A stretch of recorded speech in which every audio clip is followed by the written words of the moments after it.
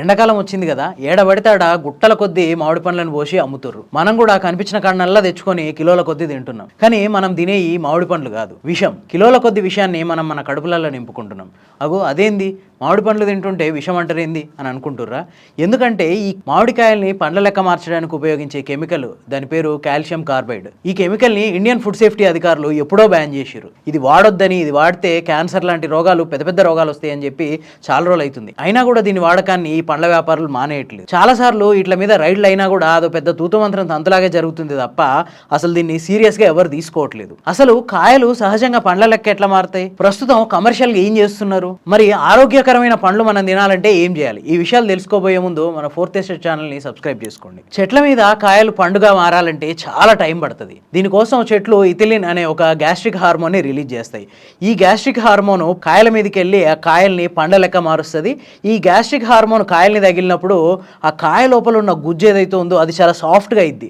అట్లే కాదు, పండ్ల పైన కలర్ మారుతుంది. అంతేకాకుండా చాలా సాఫ్ట్గా ఈ రుచి కూడా మారుతుంది.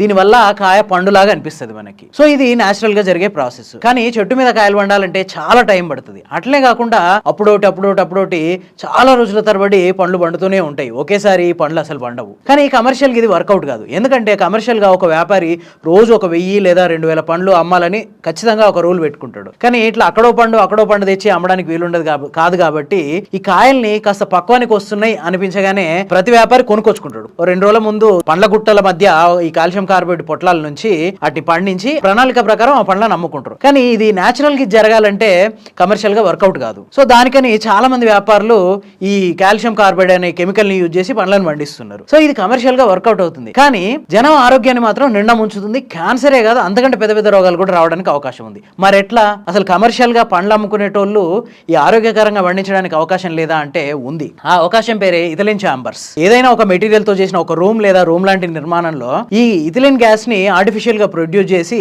ఈ కాయలు ఏవైతే ఉన్నాయో మక్క పెట్టాల్సిన కాయల్ని ఆ రూమ్ లో లేదా ఆ బాక్స్ లో పెట్టి ఇథిలిన్ గ్యాస్ ని దాని నిండా నింపాలి. దీనివల్ల 2 days లో ఆ కాయలు పండ్లుగా మారుతాయి. వాటిని కమర్షియల్ గా అమ్ముకోవడానికి కూడా చాలా సేఫ్ గా ఉంటాయి. కానీ ఇదంతా చాలా పెద్ద ప్రాసెస్. ఎందుకంటే ఈ ఇథిలిన్ గ్యాస్ కి మంటలు తగిలిందనుకో అగ్ని ప్రమాదం జరుగుద్ది. అట్లాగే చిన్నపిల్లలకి ఇవి చాలా హానికరం. ఇవన్నీ జాగ్రత్తలు తీసుకోవడంతో పాటు ఏమైందంటే ఈ చాంబర్లు ఏర్పాటు చేసుకోవడం, గ్యాస్ కొనడం, ఇదంతా పెద్ద తలనొప్పి, చాలా ఖర్చుతో కూడుకున్న వ్యవహారం. అందుకని ఈ లాభాపేక్ష, ఎక్కువ లాభం రావాలి అనే ఉద్దేశంతో చాలా మంది పండ్ల వ్యాపారులు ఏం చేస్తారంటే ఈ కాయల్ని కొనుక్కొచ్చి ఆ కార్బైడ్ వేసి పండించి అమ్మేస్తారు. ఈ ఇథిలిన్ చాంబర్ల ప్రాసెస్కి వెళ్తే చాలా ఆరోగ్యకరమైన పండ్లు ఉత్పత్తి అవుతాయి. కానీ ఎవరు అటువైపు వెళ్ళట్లేదు. కారణం లాభాపేక్ష, విపరీతమైన లాభాలు రావాలి. ఇట్లాంటి వాటి మీద గవర్నమెంట్ ఎట్లాంటి చర్యలు తీసుకుంటుంది, ఫుడ్ సేఫ్టీ అధికారులు ఎట్లాంటి చర్యలు తీసుకుంటున్నారు అంటే అప్పుడప్పుడు ఏదో రైడ్లు చేసి మామ అనిపిస్తున్నారు. అంతే తప్ప పెద్దగా తీసుకున్న చర్యలు ఏం కనిపించట్లేదు.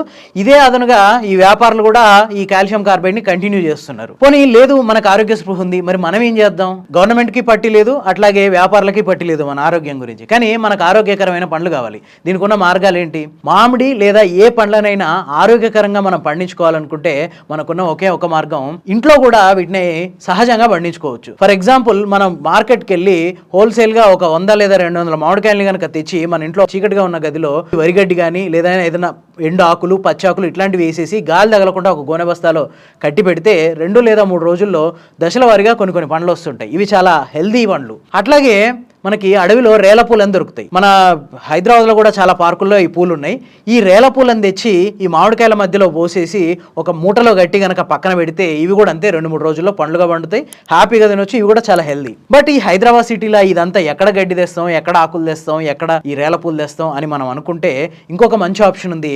అదేంటంటే ఒక చిన్న శాచెట్లలో ఇథిలిన్ ప్యాకెట్లు దొరుకుతున్నాయి. వీటిని కనుక తెచ్చి ఒక చిన్న బాక్సులో, కాటన్ బాక్సుల్లో కానీ లేదంటే చెక్క బాక్సుల్లో కానీ ఈ కాయల నుంచి వాటి మధ్య ఒక్క ప్యాకెట్, చిన్న ప్యాకెట్ ఈ ఇథిలిన్ ప్యాకెట్ వేసినా అవి 2-3 రోజుల్లో పండ్లుగా అవుతాయి. ఇది కూడా చాలా హెల్దీ.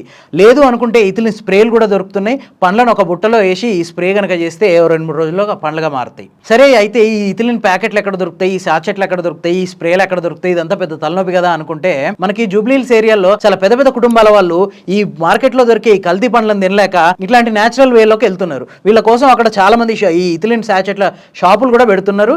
ఇది చాలా సేఫ్, అక్కడి నుంచి తెచ్చుకోవచ్చు. లేదు ఎక్కడ జూబ్లీ హిల్స్ ఆ షాపులను ఎక్కడ ఎతకాలి మనకి ఇదంతా ఎందుకు అనుకుంటే ఇండియా మార్ట్ లేదా ఆల్ఫాటెక్ ఇట్లాంటి వెబ్సైట్లలో కూడా మనం ఆర్డర్ చేసి ఈ ప్యాకెట్లను తెప్పించుకోవచ్చు. సో మన ఆరోగ్యం మన చేతుల్లోనే ఉంది. ఈ కెమికల్స్ ద్వారా పండించే పండ్లను కాకుండా కొంచెం కష్టపడితే ఆరోగ్యకరమైన పండ్లను మనం తినొచ్చు. ఇలాంటి మరిన్ని ఇంట్రెస్టింగ్ ఫ్యాక్ట్స్ కోసం మా ఫోర్త్ ఎస్టేట్ ఛానల్ని సబ్స్క్రైబ్ చేసుకోండి.